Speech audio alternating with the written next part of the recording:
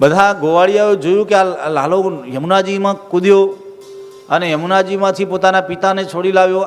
આ લાલો લાગે આપણો કનૈયો ભગવાન લાગે છે.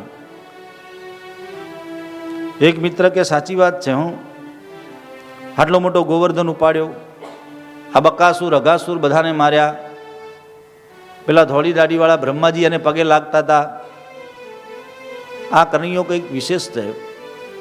બધાએ મિત્રોએ કીધું, કનૈયા અમને લાગે તું ભગવાન છે. કનૈયો કે મિત્રો તમને આજે શું સૂજે છે? તમે બધા મને ભગવાન કેમ કહો છો? અરે હું તમારો મિત્ર છું,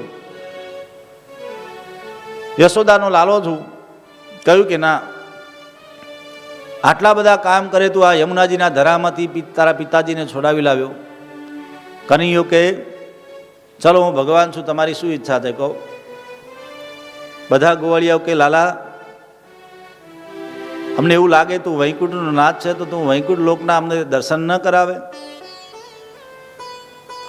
કનૈયાએ કીધું ચલો આવો યમુનાજીના કિનારે પાછા. અને યમુનાજીના કિનારે કનૈયો બધા ગોવાળ મિત્રોને લઈ ગયો. કહ્યું કે આ યમુનાજીના ધરામાં મારો ડૂબકી, સીધા તમે વૈકુંઠ લોકમાં પહોંચશો.